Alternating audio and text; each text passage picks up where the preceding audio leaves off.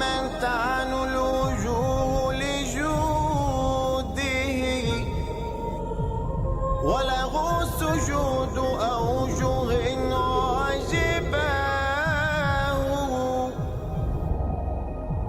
سبحان من شهدت بوحدته الورى رب تعالى لا إله سواه.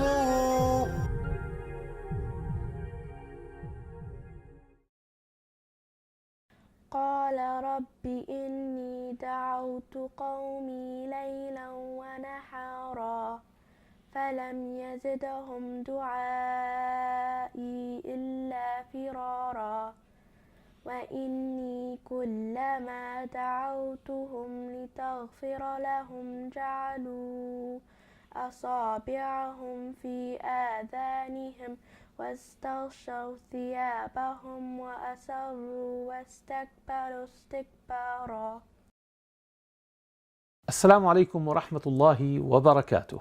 May peace and blessing be upon you. Welcome again to our program Path to Guidance. We are in Dallas, Texas with brother Abdullah MacKay.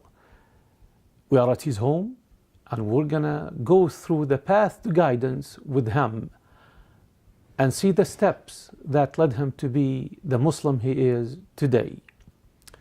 Brother Abdullah, thank you for having us at your home. Alhamdulillah, thank you for being here. And it's a pleasure to be with you.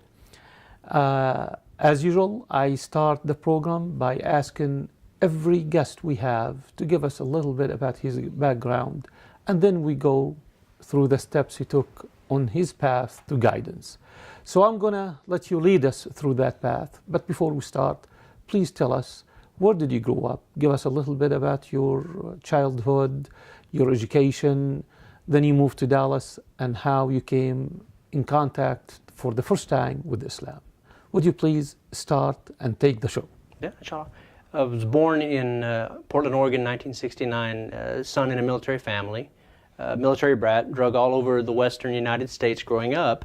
At a certain point, my mother married a man in Arizona, and we moved to Arkansas, where I spent predominantly majority of my youth, about 11 years. And growing up in the Bible Belt South, there's a church on every corner. Everyone is very religious. That's the community that you grow in.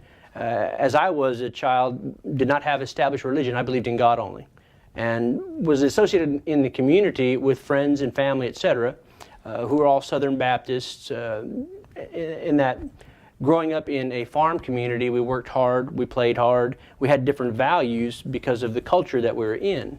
I had a core belief in God, and had lots of questions about what I was hearing people explaining. Didn't make sense to me. Asking questions about things like, what do rabbits have to do with God? What do eggs have to do with God? Tell me again about this concept you have of salvation, etc. Speaking to things like that, as a child, I was asking questions that made some of the people feel uncomfortable. They didn't have answers, so I stayed the way I was. As I grew up, I always intended to be in the Navy. That without any influence, outside influence from anybody? With no one, yes. Believed in God and stayed with my belief. As I got out of high school, I joined the military, obviously following a family tradition, U.S. Navy, joined the submarine fleet. As I was in boot camp, we were processing for enlistment. They have an item or an article that's issued to you called a dog tag. In case they find you dead in a battlefield, they know who you are, what your religion is, how to bury you. And on your dog tags, they stamp your religion. I was asked what my religion was in the line, and I said, print God on my dog tags. And they looked at me with a blank stare, and I said, just print G-O-D, I believe in God. And they said, you have to choose a religion. I said, that is my religion, I believe in God, print God on my dog tags. We argued back and forth for a while, and they gave me a list of the religions again, and I said, I don't believe in any of these. I said, I believe in God. Interesting. Yeah. And someone pointed over my shoulder and said, what about that one there? And it said, no preference. I said, fine, just print no preference on there. They forced me to choose from their list, that's the one that I chose. And they accepted that from you. To, yeah. And you went to the Navy now, and you are in the service. Mm-hmm. Tell us a little bit about that period of your life. You were exposed to other cultures, probably traveling with the Navy. You were exposed to other religions. Did you ever consider any religion in your time in the Navy? In the military service, I did not consider any other religion than what I believed. Didn't go to church. I believed in what I believed, basically pretty solid in the way I was and what I believed. I didn't really want to follow what I was hearing about. Had a short career. I was disabled on a submarine and ended up returning back home to Arkansas and attending college. And that's where my life got very interesting, because at that time, I'm young, I'm searching, I'm looking. I have the belief in my heart, and then I met my wife. At the time, she wasn't my wife. First question I asked her was, what is your religion? She's like shocked. She said, I've been in this country so long, no one has ever asked me that. I said, well, what is your religion? She said, Islam. I said, what is Islam? Tell me about that. And she translated al-Ikhlas. There's no God but God, there's nothing like him, does not beget, is not begotten, none like him. And I said, that's what I'm looking for. She basically recited, Al-Ikhlas. or yes, a chapter of the Quran that is one line, basically, few verses. But it's 3/4 of the Quran. Summarize, exactly. It summarizes the core of the religion of Islam, Yes. the oneness of God. Yes. Beautiful, and that resonated with you. Absolutely. That's the belief I had, was I had God, one God. And then this religion was one God, monotheistic. So I thought, this is interesting, I need to study this. So in Western religion, in classes for Western civilization, I was studying the interaction of nations from a religious perspective. And I looked at, being a military person, that's how I think. I looked at how the peoples or the cultures acted and responded in what's the worst situation. When you're the domineering winner on the battlefield, how do you treat your charges? And I looked at the Catholicism and the way they treated the people that they had overcome. And it was a lot of abuse, beatings, torture, forced conversions, etc. on this side. And then I looked at what happened on this side with the Muslims. And at that time, I wasn't committed. I studied the battlefield instructions. There are rules of engagement. And it said that you don't cut a tree, you don't burn a house, you don't steal livestock, kill livestock, steal crops. Civilian, you don't even scare them. They drink your water before you do. They eat your food before you do. You keep them safe. That's for the prisoners you take. This is for the civilian. Then the Ah. prisoner, if you said that you do not abuse them, you do not drag them, and you let them eat your food and your water before you eat it, and not with hands tied, but with dignity. And then said, if any of these prisoners can teach 10 Muslims to read, they're free. And so I looked at the rules from 30,000 feet. I said, this one is right, and this one is wrong. Something's wrong here. They need to fix this. This doesn't need to be fixed. So I committed to study it. My wife introduced me to Muslim Student Association at University of Arkansas, Fayetteville. And then she was on J-1 visa, returned to Indonesia. I was there by myself to study, met the brothers. They gave me a copy of the Quran, Marmaduke Pictal, a glorious Quran, no commentary, just the translation. I sat down on a Friday and put a pot of coffee on, said, I'm going to read this. And I put a yellow legal binder beside it, notebook. And I said, I'm going to take notes on this when it speaks to me. When it speaks to me, I'll take notes. So I opened up the Quran and I started reading Al-Fatiha. I didn't even get off Al-Fatiha. I had 3 full yellow legal sheets of notes. From the first chapter, The which first is chapter. 3 lines, basically. Al-Fatiha, very small, but very huge meaning. Tell me, what happened? What did you feel when you were reading it, so you ended up with a few pages of notes and questions and it's a small chapter? When I approached the book itself, I didn't go in with a preconceived notion or a chip on my shoulder. I didn't go in to say, I'm going to disprove this or I'm going to find something wrong. I said, I'll read this, and if it speaks to me, I'll write something. Yeah. And when I read Al-Fatiha, it was so common sense and practical and truthful, 3 pages came out of notes. I threw it at the corner. I would have a stack of notebooks 6 feet tall before I got off half the book. So I started reading, and 10 pots of coffee later, 3 days later, I'd finished it. Monday, I knew I was a Muslim. And after that, I said Shahada, and I started praying with the brothers in Muslim Student Association. Amazing. The start of the journey there.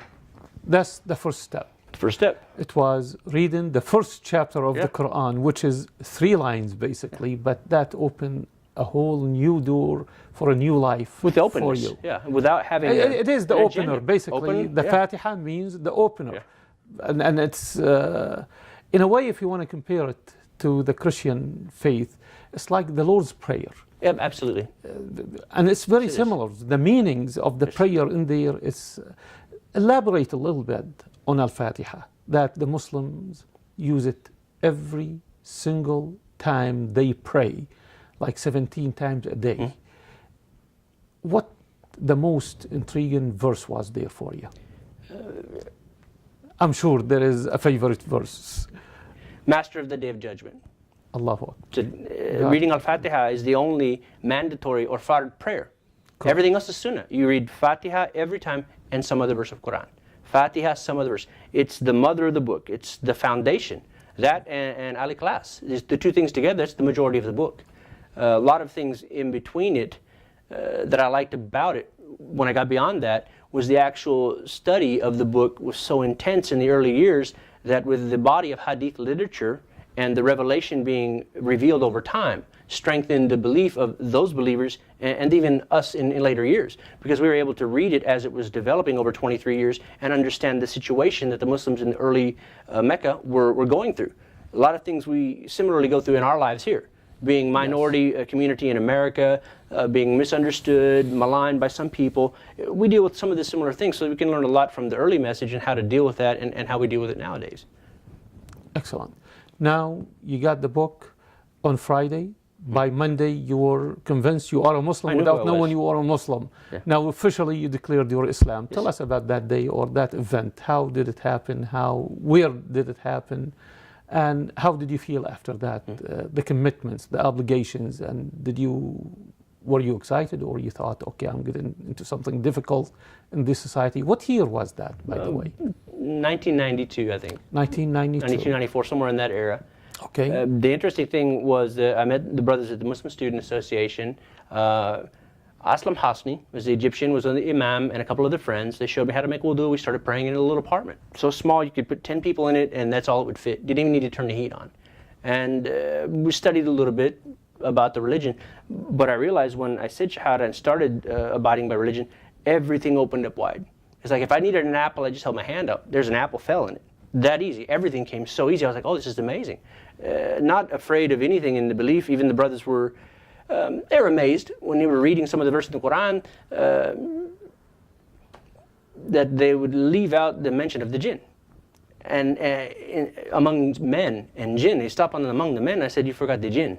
Shock in his face. You believe? I said, obviously. It's kind of like the question is, do you believe in angels? Do you believe in jinn? Do you believe in God? That's right. It's all a whole. So it was like, in order to overcome gravity, you jump out of a plane, you surrender to it from high enough, you become a satellite. So That's right. in order to be free, you surrender yourself to the religion, and you become like a satellite. Continually, you're falling, That's but you never the land. essence of Islam. Yes. That's what Islam means, to surrender your will to the will of God, and then... But also not in blind faith, even though it's a beautiful thing, but with an educated faith. Because the Quran challenges you. Why don't you think? Can't you consider? Don't you know? Haven't you thought about this? So the Quran has a commentary and a communication with an avid reader that is two ways. As you're reading, you realize, wow, this is talking to me on a personal level, and you go through the Quran in that manner. And even later on, and years later, somebody told me of a hadith that said that if you've read the Quran in 3 days, you haven't read it. Then I realized, oh, I haven't. So, because I thought immediately, I was like, oh, I read that. Well, no, wait a minute. Now, years later, I understand what it means. You have to contemplate. Yes, You have to how reflect. all the parts work together, and then outside of it, the body of hadith literature. How those complement what's going on. Because in the The Quran, hadith meaning the saying of the sayings Prophet. of the Prophet. So, Quran says pray. It doesn't say how. Hadith says how. Make wudu. It doesn't say how. The hadith say how. So it's complementary. Correct. This level of study on a religious document that doesn't change is something that enthralled me because I like things that are factual and irrefutable. I was always looking for the truth, unassailable, no one can attack it. This Quran is that. Not changed one letter, one fatah, nothing has changed in the Quran That's from correct. the time it was revealed. So this is very solid. And then the body of study around it, it was equally scientific, the scientific method, and very sound. So this is a solid foundation to build from. So obviously you have an analytical mind, engineering mind, if Yes. we will, because you studied engineering. And you approached the religion that way. You compared, you the way you my thought, mind you works. contemplate. That's wonderful. That's the normal approach, really, to any religion should be that way. Use your intellect that God gave you. There's no way on earth that God gave us this power to use it in everything, and then He says, dismiss it when it comes to know Him. Yeah. It doesn't make sense right there. We're going to take a short break. Please stay tuned, and we'll be back in a few minutes.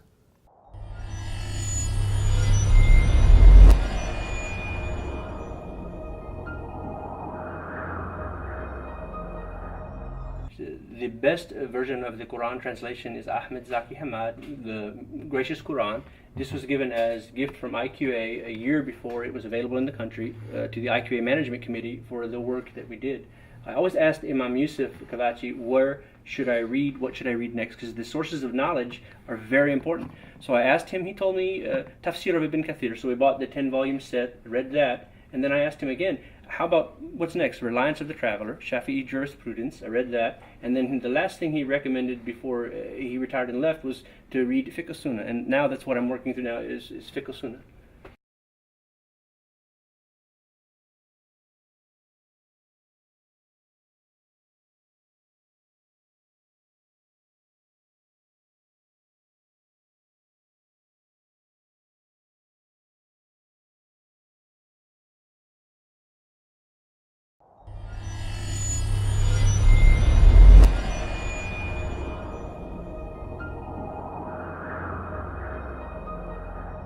You found out that this is your path now in life. You furthered your studies and you are, mashallah, praise be to God, very active in the Muslim community yourself right now. A little. Tell us a step further. You pray, you recite the Quran usually, privately, but as a Muslim now, your life, how did you act among your people? How was the reaction to you, your family, your friends, your colleagues? You are a Muslim and you are in the open right now. And you shared some of that with us a while ago while you were involved in building one of the first masajids here in Irving. And the people who were working with you were wondering what you were doing. So take us to that period, the early days of Islam for you. Early days of Islam in Dallas, we came here, my wife and I didn't really know any other Muslims in Dallas. And through losing a visa, we met the Indonesian community when we got a new visa for my wife. And through getting a job in construction, I met Isam al-Imam, an architect who's designing masjids in the local area. Through these contacts, it opened up circles where we met a lot of the people who are the movers and shakers, the people who make things happen, the ones who are building institutions and setting up Islam for the next 50 years in the DFW area. And I was able to be blessed with working with the Irving community as a consultant on the main masjid, the first masjid building, phase 1. At one time during construction, that's the Islamic Center of Irving. Islamic Center of Irving, yes, sir. And during construction, the roof was still leaking water. There was still dirt on the ground, or the concrete. I went to the imam station, and I wanted to be the first one to pray. So I dusted off the dirt, I threw sajada, I called adhan, and then I started praying. And a lot of the Mexican workers were walking around looking at me like, what in the world is he doing? I could see on their face when I was done praying. And so I told them, I'm praying. And they were like, oh, okay. Then they understood what I was doing. But the beauty of it is, I told Imam Zia, I said, no one prays on my spot. I said, I prayed there first, then we put carpet on it. So I was excited about it. The first regular Jummah I attended was INT, Islamic Association of North Texas, with Imam Yusuf Kavachi. I wanted to and had to sit right in the front, so that when the Imam opened up his khutbah before the Jummah sermon, I was there to listen. And then I was the one who stood up and opened the mimbar for him every Jummah. We got in, I shut it, I sat and listened. So having that relationship and being that close to such a good scholar opens up the learning amazingly. Because he would start on a lecture that some brothers told me, I just can't follow what he's saying. I said, you have to listen. I said, he'll start with something and he'll make a big circle and talk about a lot of issues, but he'll come back and then the point will be made if you pay attention the whole way. So you have to listen to his lectures in that state. So loved it. You were very serious. Yes, very. You took your religion seriously. And I noticed that with many of our brothers and sisters who came to Islam from this society. You come clean. You don't have baggage. Exactly. That's the key. I mean, you came pure and clean and you didn't have any perceived notions. No. Which is the key also. The cultural baggage is what we bring into it. In America, we have a win first by any means possible, defeat your enemy, you have to be the victor, winners, and then there's losers, everyone else. So you have this mentality that you play hard, but you don't have anything to gauge this drive that you have to prevent you from doing things you shouldn't. So as a Muslim, you realize, wow, it's not very prideful thing to go beating up people just because I can. It's not a very prideful thing to chase after things like girlfriends or money that's not halal. Once you start learning these things, that's the hard part for Americans from our culture, to peel back that onion. The baggage we carry is what we bring in from our culture. The value system is upside down. It says in the hadith in some areas that they are reversed in nature. And I understand the statement now. It's like at one time I prided the things that were very bad for me.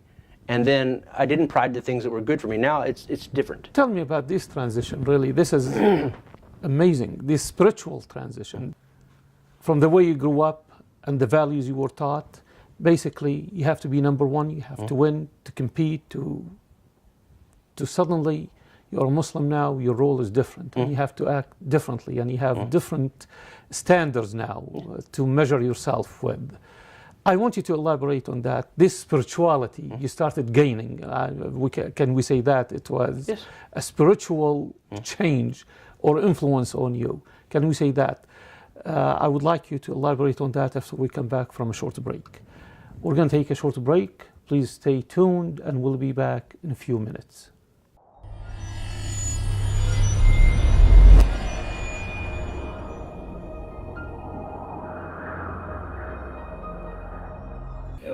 When I first traveled to Indonesia in 1994, it was a different world than it is today. You wouldn't believe the stuff they'd let you get on an airplane with. Now, this one is tapis. It's made of gold thread. It's an art form from Indonesia.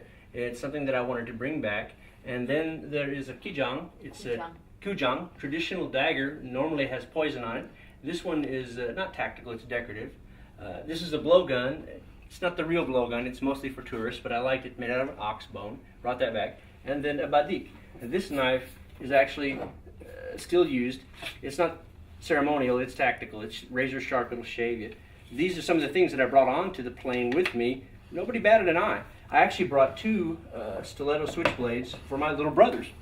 And the guy at the security ran it through, and he looked up at me, he looked down, he looked up at me, and ran right on through. So different world. Now we live in a different world. But these are some of the treasures that I brought back with me from my first trip to Indonesia. I was born in Indonesia. So I got my bachelor degree from the University of Agriculture in Bogor in 1984. And then I got full scholarship to pursue my master in University of Arkansas in Fayetteville in 1988. So I came here and finished 1990 and then get an offer for a PhD. So I continue with the PhD, graduated in 1993. In 1990, late 1990, met my husband, and then we married the next year. So alhamdulillah, we've been married since. We moved to Dallas, but my first job was working for University of Arkansas as research specialist, where I did 75% research and 25% teaching graduate students. And then my husband get co-op job here in Dallas in 1996. Then we moved to Dallas. So I work for independent laboratory as a microbiologist. And in 2001, I was pregnant with Anissa. We moved to this house 2000. I tried to work for 19 months while Anissa with my mom the first 6 months, and then put her with the babysitter in the house, didn't work out. Put her in the babysitter house, did not work out. Put her in daycare, she has nightmares. So I stayed home, but then I started being active in INT.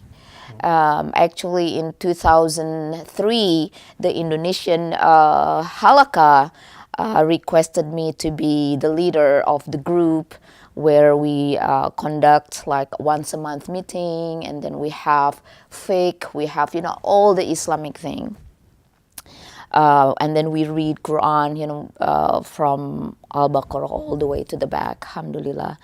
And then I start with INT. As a vice chair for the sister committee.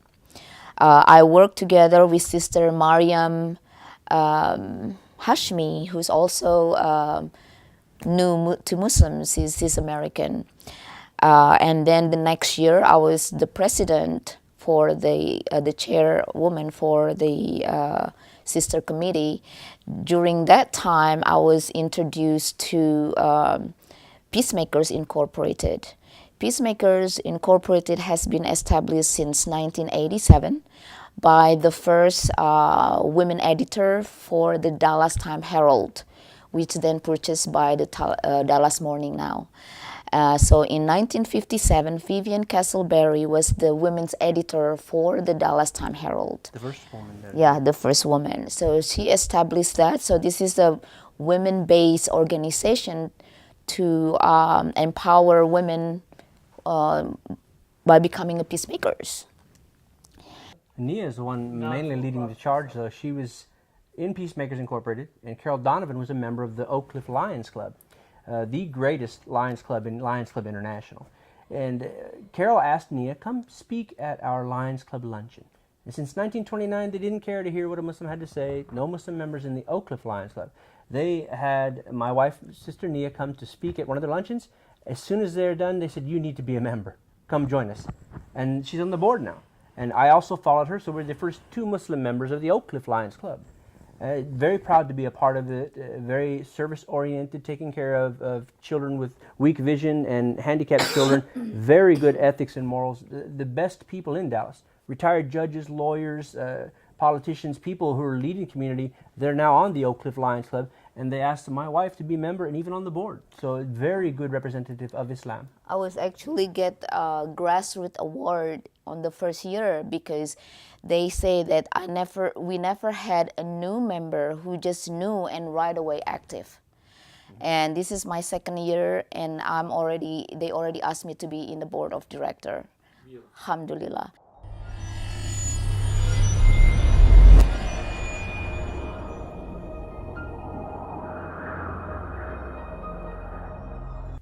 Assalamu alaikum again. Peace be upon you again. Welcome back.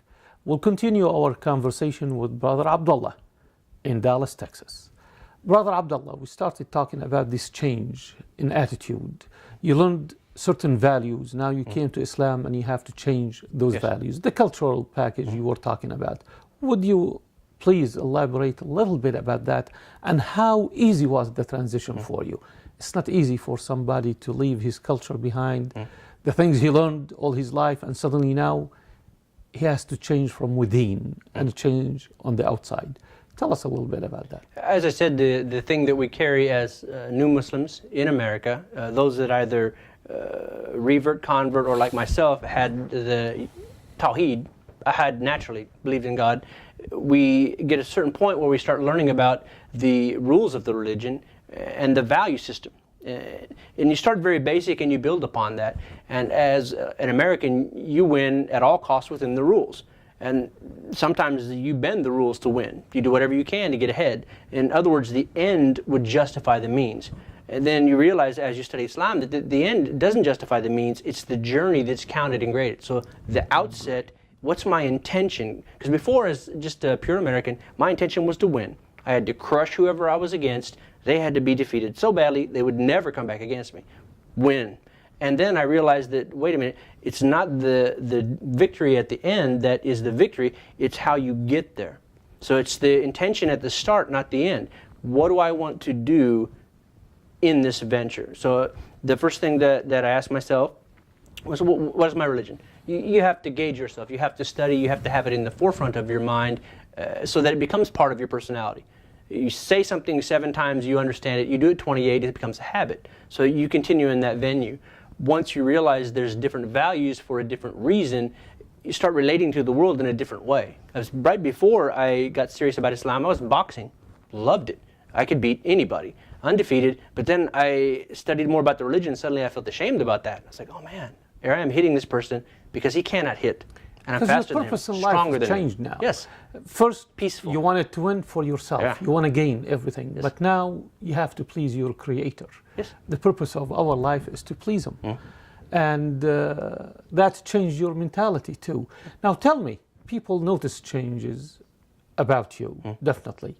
What was their reaction when you were openly now a Muslim in a society? Somehow after 1992, especially after the Trade Center bombing, World Trade Center, the first bombing, unfortunate bombing, people started having negative views about Islam. Started then big time really. And that's the timing probably of your being a Muslim now. Yes, very close. And how did your family reacted, your friends and your surrounding? What was the reaction to your Islam? What the obstacles you had? Some of them were the mixed reaction. My family, they always knew who I was and what I believed.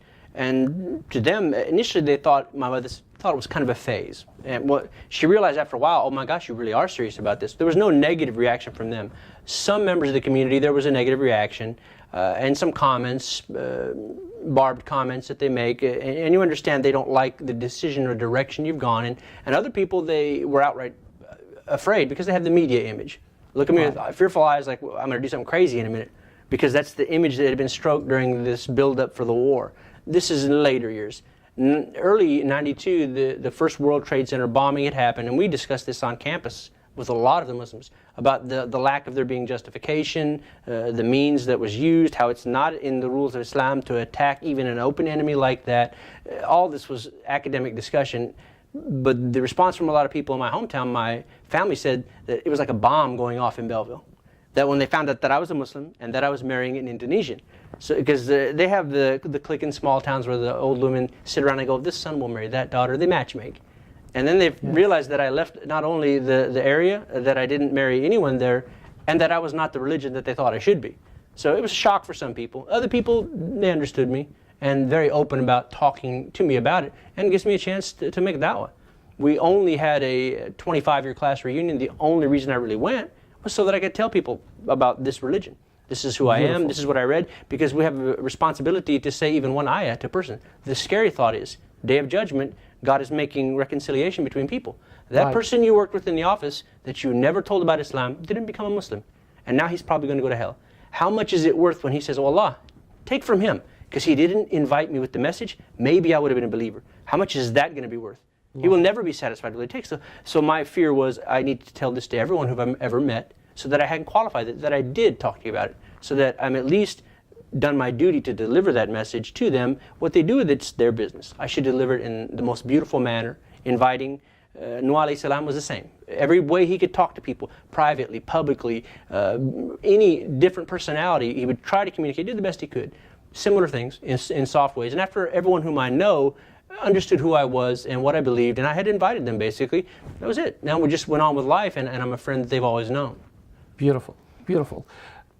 You get asked a lot of questions by people about Islam and the misconceptions they have. I'm sure they throw that at you. A lot. Share with me some of these things, how you handle it. A lot of misconceptions up there.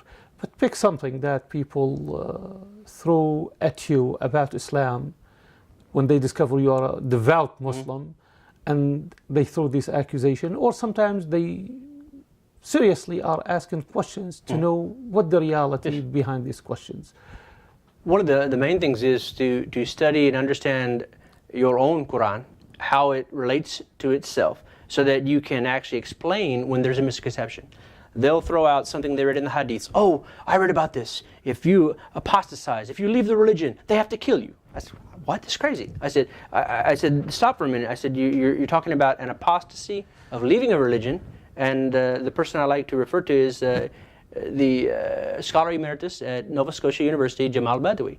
He has a beautiful description of the issue of apostasy and this sentence.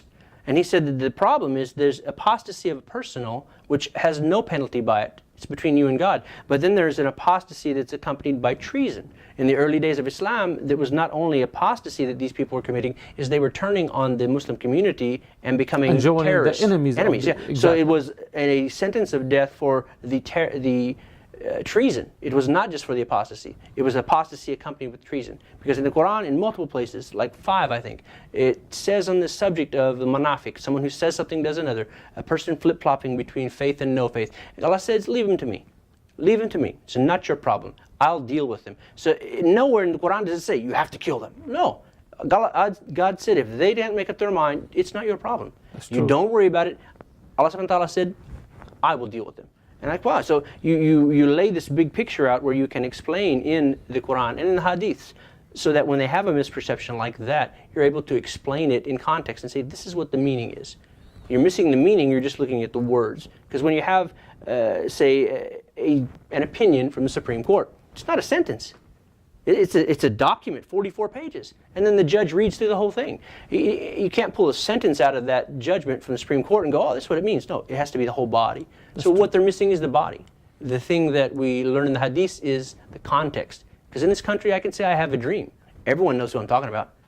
Ask not what your country could do for you.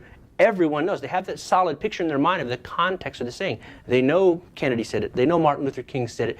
They know the scene. They know the people around them. That's part of the culture where they have the context. What they're lacking with this references of hadiths is they pull a hadith out of context and judge it for only the English words, and it has no meaning but what they ascribe to it. So they ascribe the wrong meaning.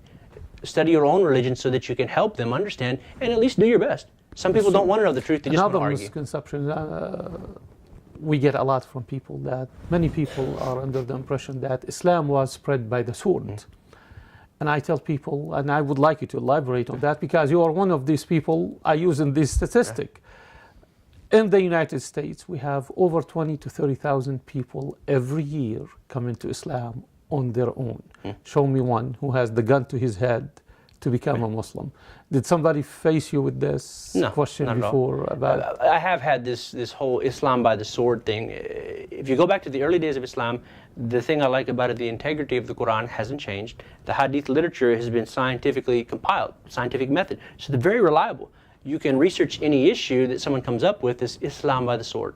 I said, well, let's talk about that. I said, there were certain people who were sent as emissaries. The Prophet ﷺ, he said, you go to this community, talk to them. I need volunteers. They volunteered. They went to the community. The community in Arabia didn't want them, attacked them, killed them. And so you have this misperception in history that Islam is being spread by the sword because you're fighting.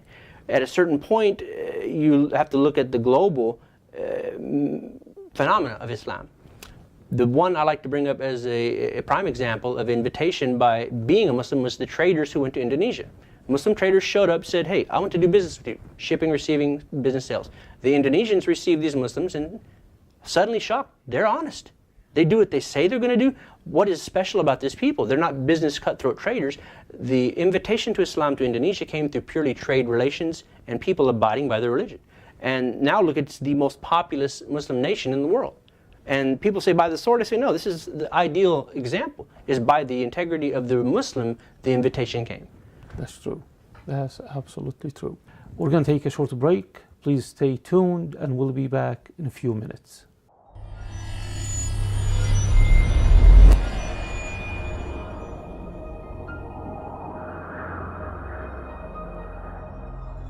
Originally, I went to an Islamic school from kindergarten through 3rd grade, and I transferred to a charter school, Manara Academy in Capel.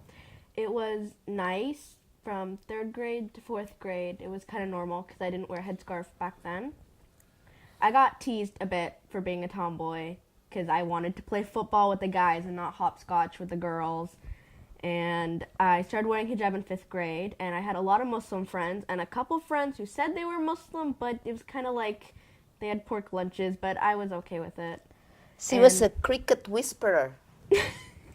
I used to catch crickets and snakes and all sorts of random insects in the field. And right around like 5th grade, halfway through 5th grade, or at the beginning of 5th grade? 4th grade. No, at the beginning of 5th. Hijab. I started wearing hijab, and a lot of my friends reacted a little bit strangely, and I got teased a bit, but... How did you decide that? Somebody told you to wear it, or you chose? I chose on my own. I was 9 years old, and I thought, you know what? Why wait until I'm 13 and it's like impossibly hard because I'm totally self-conscious and I'm going to think I'm going to look horrible? Why not just start now and just get used to it so I'm fine with it by the time I reach that age? She's fasting ever since she's 5. With mama. Fasting all the time by herself, decide to. So she's very good in her heart and sees what needs to be done, does it. So good person. So we have STAR. It's done by accelerated reading. There's English, science, and math, and it's a MAC test. There's like 100 questions, but you only take 35. Anytime you do an answer right, it gives you a harder one from the next row of questions. Anytime you get one wrong, you go down one. And after the test, like half an hour, 2 hours later, around that time, they give you a spreadsheet which shows a graph of how you did when you made mistakes, when you didn't, and it shows where you kind of leveled out. They also give you a score and show you on a bar graph, compare you to the nation, basically like that. And I had actually been absent the day of the test, so me and my friend went to go make it up. Half an hour later, she comes in during Hifz class. We were memorizing the Quran.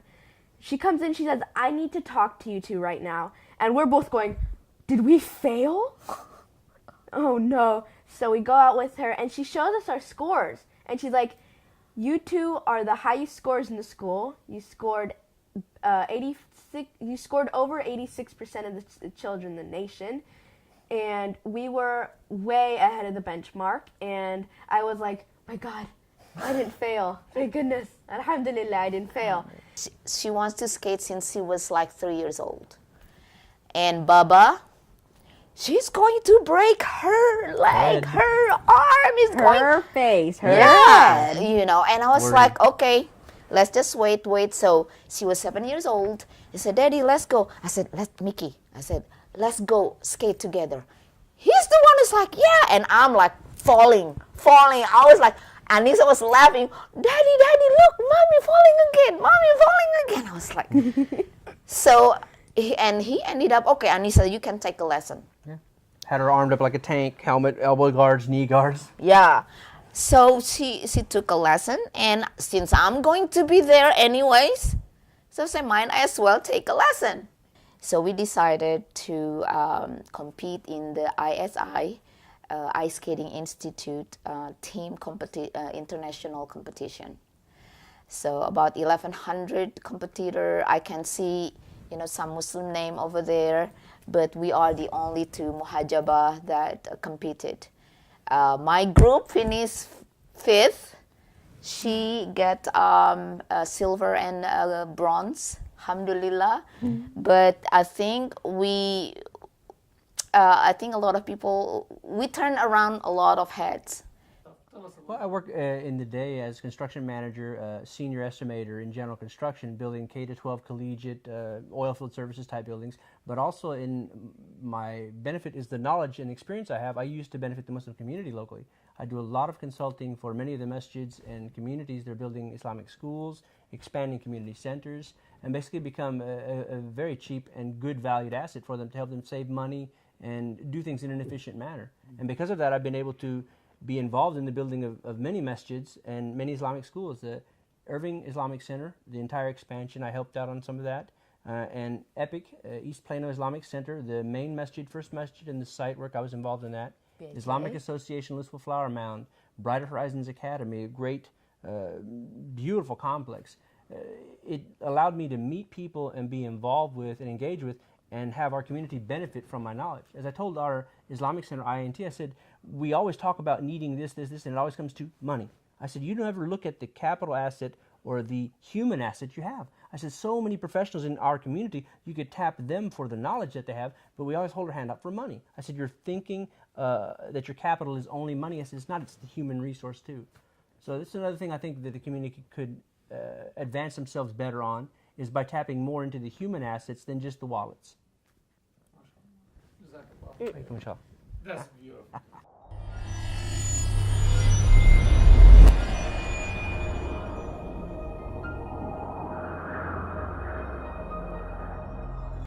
Now, tell me about your life within the Muslim community. How did you feel the reception was, the support, the positive things? And if there are any obstacles and negative things, I would like you to mention them and see if we can open a discussion about them to have a solution for this, especially for people who are coming to Islam from the Western society, especially in the United States. They are coming from different culture, and they have sometimes obstacles they have to overcome, and what the Muslim community can do. So share with us the reception of the community and your walk with them. My personal experience, I have a blessing. I'm a very confident person. I've always had the feeling that any piece of dirt I'm standing on, I own it. Military, being a boxer, maybe it's something in my core personality, so I'm very confident. Where I go, I feel I belong no matter what. I can go to anywhere and belong. The difficulty some of the Western new Muslims have is that feeling of not belonging. They don't look like everybody else. They don't speak the language. They come to the masjid. They feel like an outsider. It's hard for the community to receive them and find a place for a person who is not as confident as I am to fit in, to become a part, to feel they belong. Because if you don't have the sense of belonging, then you drift. Correct. And that's the thing that needs to be spoken of in inner circles. When someone comes to the masjid, bring them into the conversation. Don't turn your back on and speak your Arabic or Punjab and push them away because they don't speak it. You have to inclusive. Correct. Let them know they're there as a part. Let them know they're accepted. But also it's a personal thing. You have to know each person is different. How does this person tick? It's a managerial problem. You have to understand the new Muslim and what their values are to try and find out how can I find a way for them to fit. One of the things I found for me personally and my wife was a halaqah we went to at Isam al Imam's house. A study circle. A study circle of the Quran.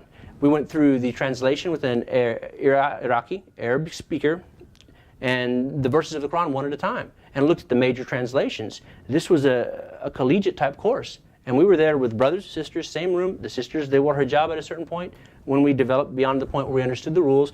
And it was a family-oriented meeting, but the study was of the Quran and how it affects and impacts our life. So you had a venue where a lot of Western Muslims felt they belonged very solidly. Beautiful. It was open, candid, fun, and studied the religion. So what we learned from the class, we took outside of the world. Finding something like that you can set up for new Muslims. I mean, throw a barbecue is nice, but it's a gesture, but it's only just a gesture. There needs to be a continuing group of people that is the support group itself. They need to learn to be together, study the Quran, do something fun on a continual, regular basis so that it becomes a part of the study of your life and the advancement of yourself through the religion.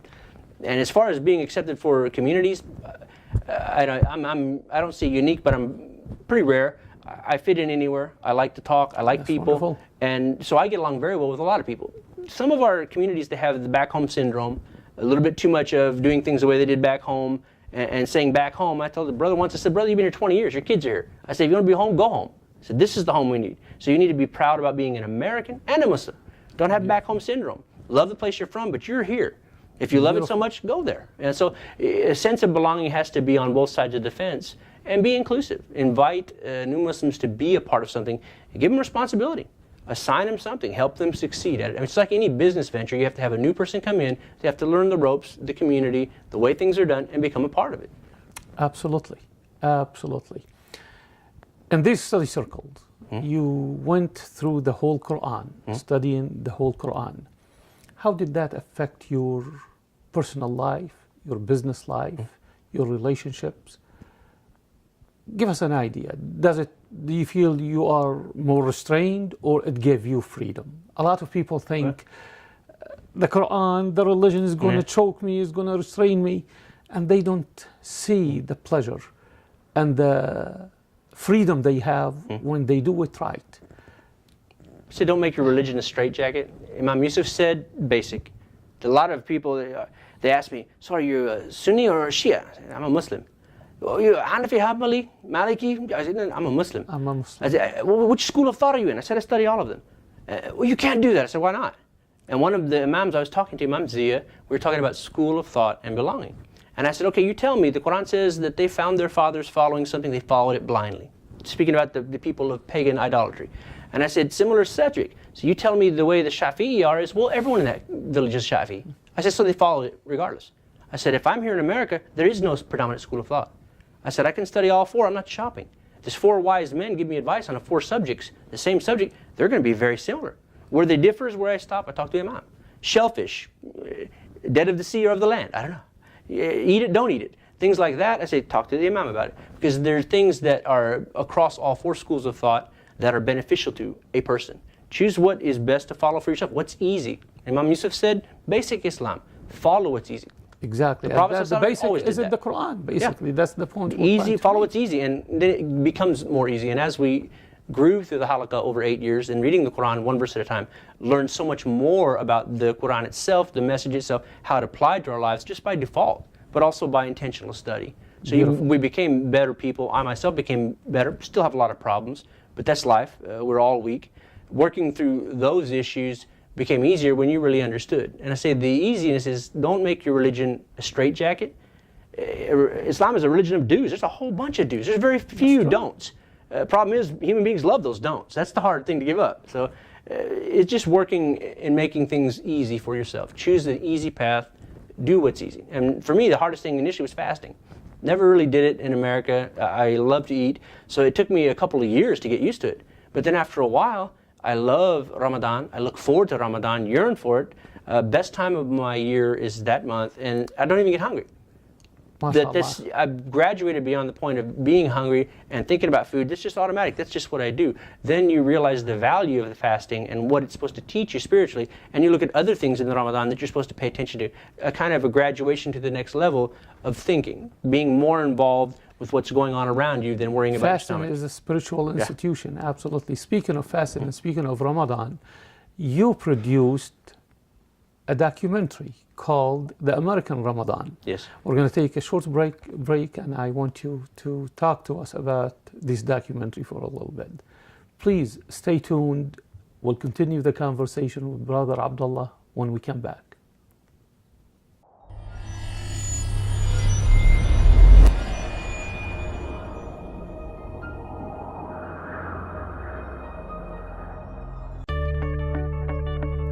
The thing that I try to on Ramadan is to finish the whole Quran. I want this Ramadan to be a time where I feel like I've given it my all. The month of unity, the month of try to do all these good deeds that sometimes throughout the year you're busy, you don't think about, but in Ramadan you try to bring all the goodness. This is all new experiences for me, so I have no idea what Ramadan would be like with a large family. It is a period of time that focus the person's attention on God.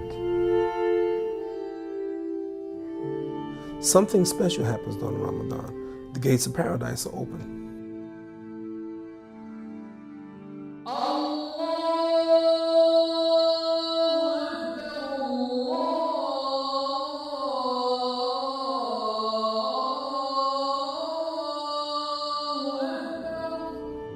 The month of fasting is training to be at peace with the Creator, at peace with oneself, and to be at peace also with all the creation of God. In fact, this is the definition of Islam, and Ramadan is a training to be a true Muslim.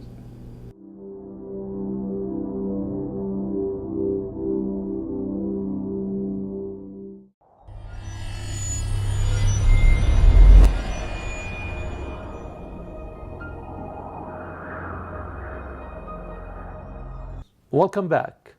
We're going to talk with Brother Abdullah about the documentary he produced, The American Ramadan. Brother Abdullah, you just mentioned to us the value of fasting and how it was a challenging virtue for you at the beginning, but now it's an enjoyable one. And suddenly you shared it with the world, basically, through a documentary you produced. Tell us a little bit about this documentary, the idea, how it started, and how it became a project that you were passionate about, and where it is right now. When you say produce, I'm not a big P produce, I'm a little P produce. Okay. Brother Naim Randawa is a member of the community, interested and involved in media at one point, and still is. He realized there was no film about Ramadan for like 20 years, no good film. So he said, I want to get a Western perspective, look at the society here, the culture, the Muslims living in America. What's their experience in Ramadan? He called me up. Someone referred him to me. Said, hey, there's a Muslim guy. He's Abdullah. He's pretty involved. He called me and said, hey, I'm thinking about shooting a little film. Can we get together at your house on the weekend? I said, yeah. Almost didn't happen. Now, my wife is a very good cook. Taught me how to cook. I cook all the time. It's my duty. And she doesn't like to cook. I said, please, can you cook some good food? She said, okay, I will.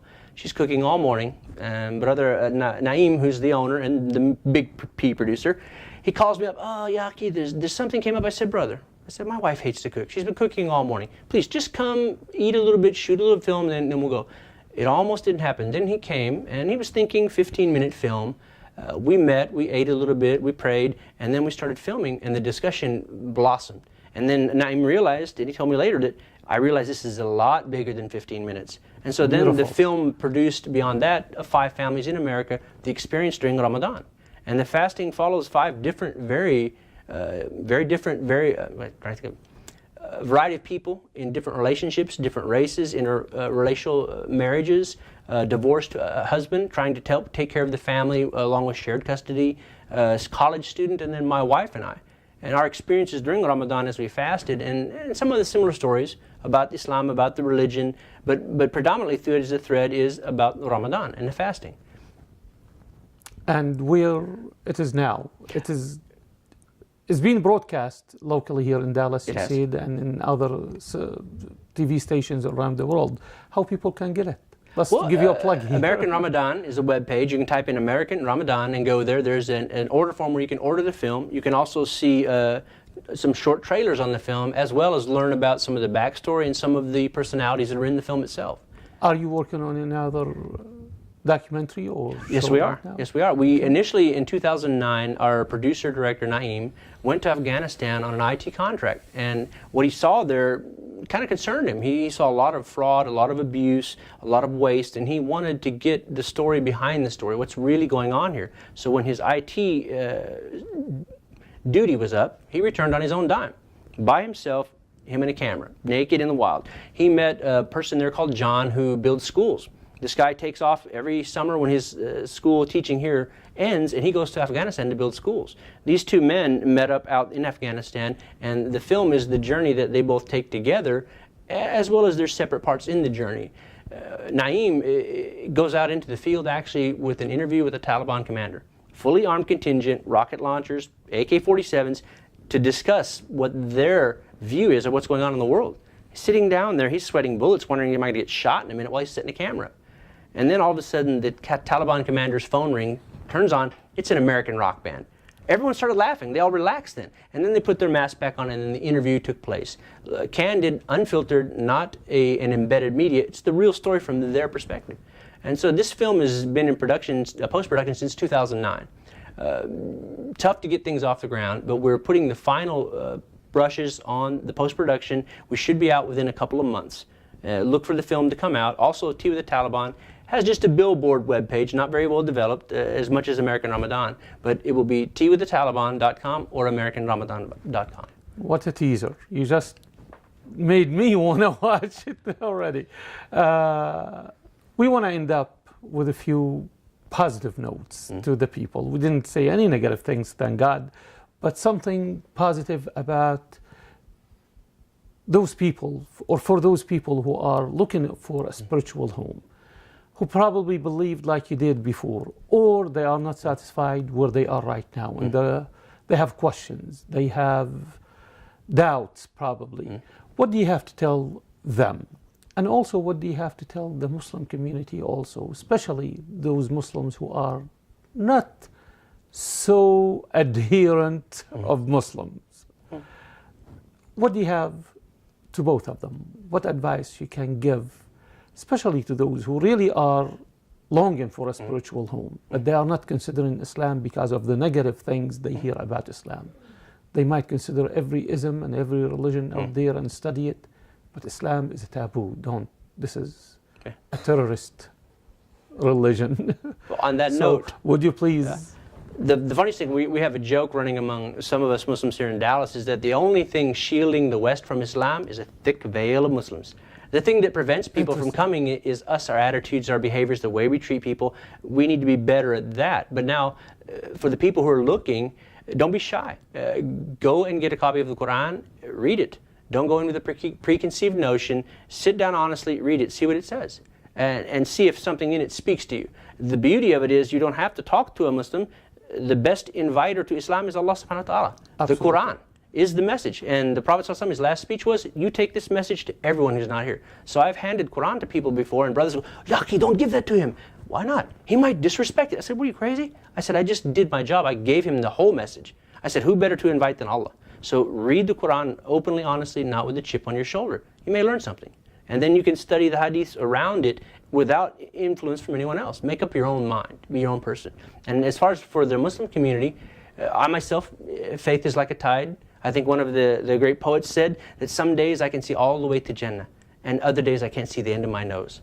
Some appetites. So human beings have a faith like a tide. You're strong sometimes, you're weak sometimes. being around good people that help you in the moments of weakness, being around good people that support you. By the way, there is a hadith. The Prophet ﷺ said, faith, iman, increases and decreases. So this is like a tide. It's life. Yeah. So, but being a part of someone's life, we all fall down. We all get up. The point is that a lot of people they see us as Muslims, and especially new Muslims, they read in the hadith, oh my gosh, all these people, Umar, Ali, Uthman. It's like, oh, they're so great. And then they meet us, train wreck. It's like, oh my gosh, because we're just human beings. We're not this. Don't set a Muslim on a pedestal because he's just like you. He has same problems. Same issues, taxes, job stress, but he has the faith of Islam. That's a benefit and a blessing, a solid foundation. But don't set Muslims on a pedestal because you're going to let yourself down. You need to speak to them as human beings, or learn them. People say, oh, these Muslims do this. I say, have you ever met one? No. I have a benefit, my face. They don't automatically pencil me in as a Muslim, unless they see this mark of sajad. So I'm able to talk to them openly sometimes and say, have you ever met them? No, they don't even know they're talking to a Muslim. So I'm able to hear some of the hyperbole that they've been fed by the media and say, have you ever questioned it, researched it, asked about it? Try and get them to realize you need to talk to a Muslim, meet a Muslim, and be with a Muslim before you make an opinion about that Muslim, because they're all different. People think Islam is a monolith. Even some of our brothers in the masjid, Shafi'i or nothing. Well, that's good for you, but this community is so diverse that it is this huge entity. This is not a monolith. We're not all Arabs. Only 15% of Muslims in the world are Arabs. 85% of us are other. And so you have a community together of very diverse people. Something Imam Yusuf Kalachi said. He came to America initially because Turkey banned hijab in colleges.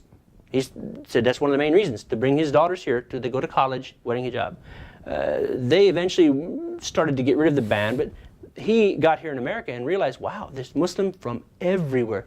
And this is this is special, he said. I need to stay here. This is like the Hajj. All Muslims from everywhere coming here. So you have a community, Chinese, Indonesian, Malaysian, Ethiopian, Eritrean, Ukrainian, in the same room, Turkish, all different, but the same religion. So you have different personalities, different ways of thinking. That's the paradigm that makes it difficult sometimes for us to make decisions, is that everyone has their own way of thinking. I think tribal. This person here thinks with the community. This person has to ask his father everything because their cultures dictate this. You get all those people together, it's like herding cats to make a decision sometimes. Right. So remember, we're not perfect. Don't put us on a pedestal. We do have a lot of difficulties, and our management is even more difficult because of the various personalities and backgrounds of everyone in the room. So in keeping with that, it just relax and do what's easy. Find something that's truthful that you can stand on. This is best. I did prison da'wah for a while, and I was always assigned to the people who wanted to hear about Islam. Islam 101, and the room was always rowdy. And I said, hey guys, I said, this is the way it is. I said, before everything was here, what was here? And they said, God. I said, God. I said, then God said, become. And everything became, right? Yeah. I said, this is God, separate from His creation. And I said, Jesus is in here with us. I said, this is creation, this is God. And then the eyes opened. Oh. And I said to the prisoner, I said, look, I said, you're in a strange place. You have small quarters. You have to share a room with a stranger. You're told when to get up, when to eat, where to go. I said, look, you got all the time in the world. You're not in prison. You're in college. The lights went on. They realized, wait a minute. I said, yeah. I said, same thing people go through in college. I said, so use your time, study. Some of the Muslim prisoners, they're the best educated. They have read everything. So, and one of the things we need in our community is a better way to receive them once they come out. And it's just a small focus group. It's not a big thing. It's just a group of people that have a special or particular problem that you need to find a way to receive them back into the community in a safe way. Obviously they've had troubles before, to help them graduate from where they were and go on with their lives. Beautiful, beautiful. My dear brother Abdullah, I want to thank you for this visit, having us at your home, and for this beautiful conversation and enlightened conversation, really. And we hope we continue this conversation Inshallah. Later on. Thank you for watching, and may God bless you too on your path to guidance and the journey you're taking in your life to achieve what you want to achieve, and to find a spiritual home, and to please your Creator. Assalamu alaikum. Peace be with you.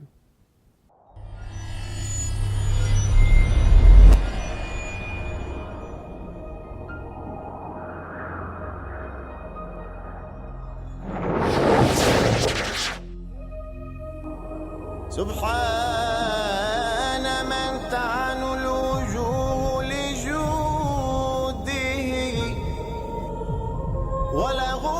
وجود أوجه عجباه سبحان من شهدت